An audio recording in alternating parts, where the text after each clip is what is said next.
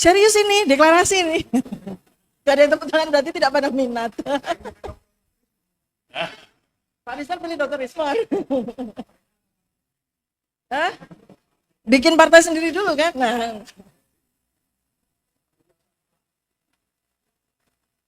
Artinya begini sih sebenarnya, pertanyaan itu bisa berlaku kepada kita semua ya.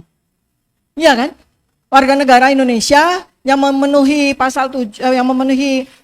pasal dalam Undang-Undang Dasar 1945 itu berhak untuk mengajukan diri sebagai presiden maupun wakil presiden. Jadi kalau memang kita ditanya, itu sebagai sebuah bakti kita kepada negara kan. Kalau misalnya ditanya, Dr. Tifa siap nggak jadi wakil presiden? Ya bismillah, biiznillah gitu ya.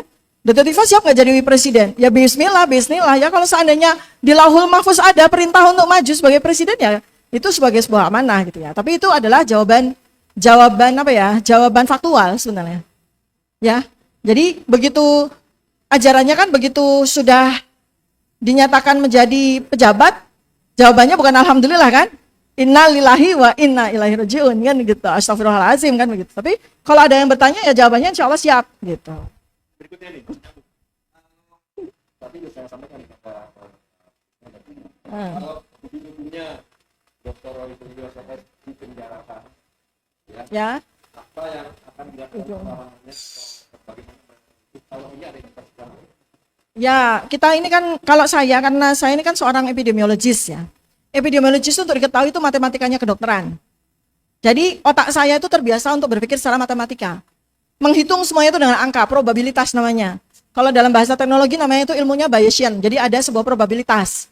Jadi begitu ada peristiwa ini, ketika kemudian saya dapat laporan, itu variabel itu semua muncul. Gitu ya. Nah variabel itu kemudian masuk di dalam sebuah teorema Bayesian. Berapa persen sih saya akan katakanlah berisiko untuk sampai dinaikkan menjadi status saksi, kemudian menjadi terlapor, kemudian menjadi tersangka gitu, kemudian maju persidangan gitu.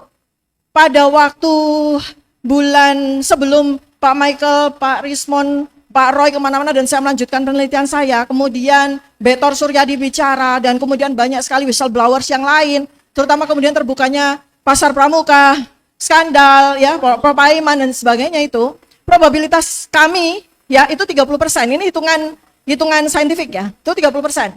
Maju sampai di level persidangan, 30%. Sekarang dengan semua variabel tersebut, probabilitas kami untuk maju persidangan, bahasa matematikanya tuh 10%.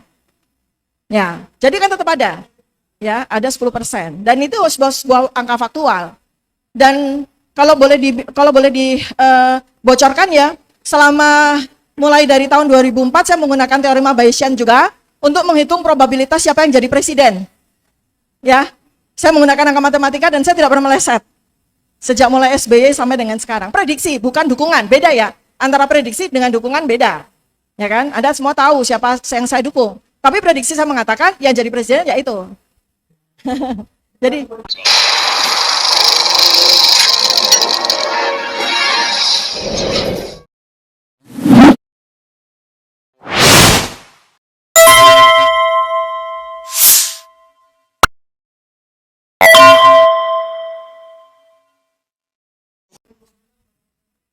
Gibran menjadi presiden minus ya probabilitas Bayesian loh minus ya berapa persen Bayesian mengatakan akan dimakzulkan kurang tinggi ya masih 60-40. Nah bagaimana supaya yang 40 itu jadi naik ya tergantung rakyat. Bagaimana ikhtiarnya? Jadi bagaimana angka probabilitas Fufu Fafa bisa dimakzulkan itu baru 40%. Nah sekarang bagaimana kita naikkan? Sama seperti kemarin. Angka Jokowi menang di persidangan 70%. Sekarang angka itu berubah, berbalik. Menjadi hanya 10%. Nah jadi pemakzulan Fufu Fafa ini, ternyata Pak Marwan, secara matematika masih kurang variabelnya. Perlu dinaikkan. Begitu nih. Matematika ternyata sangat membantu ya. Makasih dokter. Ya, sudah, makasih. Nah, ini tadi yang Dr. Rismon sampaikan ya tentang himbauan kepada teman-teman di diaspora Indonesia di luar negeri. Saya sependapat. Jadi ayo teman-teman luar negeri, teman-teman saya ini yang kenal saya kenal sama antum semua. Tolonglah yang di Belanda hubungi ICC. Yang di Geneva atau Jenewa hubungi UN yang di Jenewa. Yang di New York hubungi UN yang di New York. yang di Washington hubungi Human Rights yang di Washington. Nanti kalau perlu surat dari kami, dari tim apakah TPUA atau 3 narasumber tadi dan 9 penanggap, kita akan buatkan suratnya. Tapi Anda semua tolong bantu kami menjadi ujung tombak kami juga. Ya, Anda tinggal menyampaikan surat aja, tapi cari linknya, cari kontak personnya. Di Belanda itu kan ICC kan, lalu di Geneva itu UN. Dulu ya, teman-teman semua di luar negeri, ini saya perlu sampaikan satu bocoran. Ketika kasus KM50 dulu mencuat, ya, bukan mencuat, terjadi KM50, ada seorang sahabat saya di Zurich, ini fakta ya, teman-teman semua yang menyaksikan ini maupun yang di tempat acara ini, salah seorang teman saya di Zurich membuat surat kepada PBB atau United Nations atau UN di Geneva atau Jenewa dan dibalas oleh UN. Suratnya masih ada nih di laptop saya, di HP saya ada surat balasannya dalam bahasa Perancis. Tetapi tidak bisa masuk ke negara kita karena di blok. Nah, tapi ini tidak berarti menghentikan upaya kita, gitu. Terus aja lakukan, gitu, ya. Bantuan teman-teman yang tadi Dr. Rismon bilang, ayo bergerak, gitu, sama-sama kita. Itu kontribusi teman-teman selain ada di antara teman-teman yang membantu kami dengan dana ya. Terima kasih ya, ada 5 orang itu ya, sehingga terselenggara acara ini karena kan kami perlu biaya untuk acara ini, peralatan, konsumsi, transportasi. Alhamdulillah terima kasih ya. Tapi kalau bisa juga lebih dari itu. Dukungan teman-teman di luar negeri untuk menghubungkan kami dengan lembaga-lembaga internasional yang terkait dengan human rights atau pengadilan internasional, kami butuhkan itu. Baik. Nah, berikutnya saya ingin mendapat dulu tanggapan dari Pak Rizal Fadilah terkait dengan tadi kalau sampai dikriminalisasi atau indikasi ke sana. Begitu, Pak Rizal. Silakan, Pak.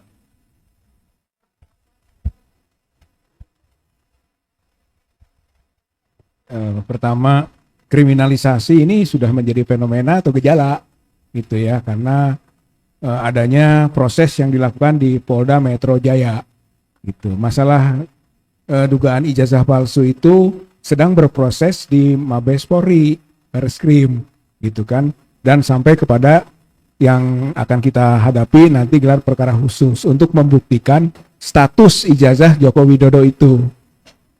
Sebetulnya itu dulu harus selesaikan gitu dalam konteks pembuktian status ijazah Joko Widodo, belum yang lain-lain. Yang lain-lain itu derivasi, itu ikutannya, itu seharusnya.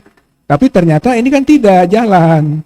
Pelaporannya Joko Widodo jalan gitu kan, soal pencemaran nama baik atau fitnah. Kemudian yang sekarang dihimpun juga soal penghasutan, soal ujaran kebencian yang bersifat sara gitu, dan pembohongan yang menimbulkan kerusuhan di pasal 28 ayat 2 ayat 3 ITE, undang-undang ITE. Semua itu sebetulnya adalah kriminalisasi gitu. Jadi nggak ada hubungan sebenarnya. Kita sebetulnya siap melawan dan tidak akan terbukti. Itu bahwa misalnya penghasutan itu 160 KUHP itu delik formil awalnya, sekarang delik material. Sudah ada putusan MK.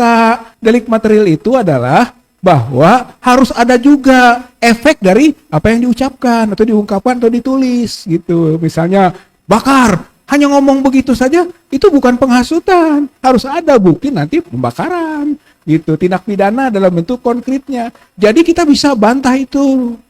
Soal ujaran kebencian menyangkut hubungannya dengan sara apa? Ada hubungan dengan suku, ras, agama, antar golongan? Nggak ada. Kita nggak ada satupun yang terkait itu.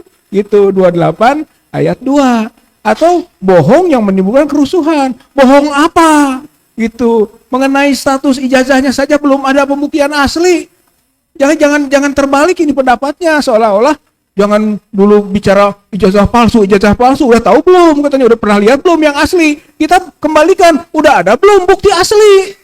Itu, jadi belum ada juga pembuktian asli. Jadi statusnya sama, maka belum ada bohong. Belum lagi efeknya, bohong menimbulkan kerusuhan. Kerusuhan apa? Hal-hal yang sifatnya discussable, itu kan wacana, pembahasan di media sosial, itu bukan kerusuhan. Saya kira. Jadi istilahnya tidak akan terbukti semuanya itu yang dituduhkan. Tapi itu diproses. Berarti itu kriminalisasi. Yang sedang kita lakukan sekarang adalah orang yang melakukan tindakan kriminal dihukum, diberi sanksi gitu. Jadi begitu ya maksudnya. Satu sedikit aja kan. Tadi soal luar negeri ya, saya ingin menyinggung sedikit. Apa yang kita lakukan? Jadi begini, kalau ICC ya, International Criminal Court, itu harus orang yang berada di negara yang mengikuti menandatangani Statuta Roma gitu ya. Jadi Indonesia ini nggak masuk, makanya waktu kita mengadukan kasus kilometer 50 tidak bisa diproses dengan alasan Indonesia tidak menjadi negara yang menandatangani Statuta Roma ICC. Tapi kita waktu itu kita masuk ke CAT ya, Commission Against Torture, soal luka gitu. Itu kita menjadi negara anggota karena kita menandatangani dan bahkan meratifikasi dengan undang-undang. Jadi bisa waktu kasus kilometer 50. Nah, maksud saya begini, kalau yang ijazah pasti tidak bisa dibawa ke peradilan internasional. Cuman dalam pendekatan yang kita sebut dengan integrated itu ya, criminal justice system, bukan hanya nanti integratednya di satu kasus, tapi harus integrasi dengan kasus-kasus lain. Itu dalam hal ini bagaimana tadi ijazah ini menyebabkan tindakan kriminalnya Joko Widodo dalam hal-hal yang lain, termasuk korupsi, termasuk pelanggaran hak asasi manusia. Karena High Commission of Human Rights tadi di Washington itu sudah menetapkan Indonesia negara pelanggar HAM dan langsung menyodok nama Jokowi dan sudah juga menyodok nama Gibran. Kedua orang itu disebut pelanggar HAM. Jadi kita bisa bawa ke forum internasional yang berkaitan dengan pelanggaran hak asasi manusia. Saya kira itu. Ternuhun Kang Ustaz. Ya, siap. Ya. Ini yang terakhir ya. Nggak mungkin kalau saya layani semuanya karena masih ada sesi yang terakhir setelah ini. Pertanyaan yang sama, mirip-mirip gitu. Dari beberapa orang, dari beberapa negara, dan termasuk dari Indonesia juga. Beberapa teman ini care sama masalah ini, Pak Rizal, Pak Marwan, dan juga Bu Tifa. Pak Rismon masih dengar di sana? Oke. Bapak Betor Suryadi adalah politikus dari PDIP, yang baru saja tidak diperpanjang kontraknya sesuai bunyi surat yang dia sampaikan di atas. Apakah nggak didorong Pak Betor agar secara politik melalui pimpinan-pimpinan PDIP yang terbanyak kursi di DPR untuk diusulkan dicekal agar Jokowi tidak keluar negeri? Maksudnya dicekal siapa nih? Jokowi ya? Atau tetap stay di rumah agar sewaktu-waktu dapat dimintakan kesaksian atas jasa palsu ini? Kira-kira demikian Pak Agus, kurang lebihnya mohon maaf dan terima kasih. Pertanyaan sekaligus usulan. Usulan aja kali ya. Oke, ada komen nggak Pak Marwan? Tentang Pak Betor Suryadi. Ada komen? Siapa? Pak Marwan bisa? Pak Betor Suryadi ini kan politikus PDIP. Dia bilang nih ya, yang baru saya tidak diperpanjang kontraknya sesuai dengan surat, dia tampilkan surat senet ke saya. Kemudian apakah nggak didorong Pak Betor agar secara politik melalui pimpinan DPR, melalui pimpinan PDIP yang terbanyak kursinya DPR untuk diusulkan dicekal agar Jokowi tidak keluar negeri? Maksudnya mencekal Jokowi kali ya? Ya, makasih Pak. Jadi saya kira soal cekal-mencekal ini sepanjang bahwa itu sampai ke pimpinan tertinggi, itu sesuatu yang bisa saja dilaksanakan. Tapi terkait Betor ini kan kelihatannya karena memang posisi di PDIP-nya juga bukan pengurus teras begitu ya. Jadi seolah-olah dibiarkan jalan sendiri. Tapi ini sesuatu yang memang mungkin didorong dari belakang oleh pimpinan PDIP. Masalahnya kalau secara resmi pimpinan itu ingin terbuka untuk misalnya bicara hal-hal penting soal jasa ini, bisa saja mereka menahan diri. Kenapa? Karena partai inilah yang sebetulnya yang mengusung Jokowi. Jadi kalau ada belakangan bukti bahwa terlalu banyak kejahatan yang dilakukan, ya, maka sebetulnya PDIP juga bisa dituntut rakyat untuk bertanggung jawab. Makanya tadi saya sebutkan waktu pencapresan itu PDIP tidak tahu. Ya kan, memang tidak tahu atau tidak terlibat dalam pemalsuan. Jadi bisa angkat tangan gitu kan. Bisa artinya kalau mau atau kalau mau bertanggung jawab sebetulnya bisa. Makanya yang maju itu Betor gitu. Saya kira begitu. Nah, tapi sedikit saya menanggapi soal yang tadi ya. Kenapa saya mengungkap tentang kasus Gus Nur dan Bambang Tri itu karena apa yang terjadi sekarang terhadap 5 aktivis itu memang sedang berlangsung mengikuti pola yang lama. Jadi sudah sangat nyata indikatornya begitu. Itulah sebabnya saya mengungkap kasus lama itu untuk bagaimana kita melakukan sesuatu sebelum nanti penangkapan itu benar-benar terjadi. Ya, jadi presiden yang lama yang buruk itu memang akan dipakai oleh Jokowi dan polisi, terutama dua lembaga ini, sambil nanti kalau ada pengadilannya, Mahkamah Agung juga bisa diintervensi. Tapi di sisi lain, itu kan dulu presidennya masih Jokowi. Sekarang presidennya Prabowo. Apakah mau mengikuti pola yang sama? Kan itu yang kita gugat. Tapi di samping mengingatkan Prabowo, saya mengingatkan kita semua untuk melakukan perlawanan. Jadi begitu. Jadi saya kira soal potensi akan ditangkap itu ada. Tadi Bu Tifa sudah menyebutkan berapa persen. Tapi ini bisa digagalkan kalau rakyat nelayan melawan dan Pak Prabowo juga bersikap dengan benar. Tidak tunduk di bawah kendali Jokowi. Dan mulailah dengan siapa? Dengan apa? Gantilah itu yang namanya Kapolri misalnya. Saya kira itu. Makasih. Terima kasih Pak Marwan. Yang terakhir, sebelum acara kita tutup, nggak mungkin berlanjut terus ya karena waktu. Saya sudah mencetak surat kepada Pak Prabowo yang dibuat oleh Pak Kris Komari, direview oleh Dr. Tifa. Saya udah print, tinggal dikirim. Saya agak kesulitan secara teknis untuk berkomunikasi dengan protokol presiden, sahabat saya, namanya X. Dia bilang, Pak Agus, saya sibuk, kemarin dia ikut ke Rusia, ikut juga ke Arab Saudi, terus sekarang lagi di Amerika, gitu ya. Nggak apa-apa. Nanti insya Allah Bu Dr. Tifa, tanggal 7 itu saya akan bawa surat itu. Kita bawa nanti ke DPR, ya. Kita sampaikan kepada beliau, ya. Saya nggak mau sebut namanya ya, nggak penting juga gitu. Nah, ini bagian dari ikhtiar kami.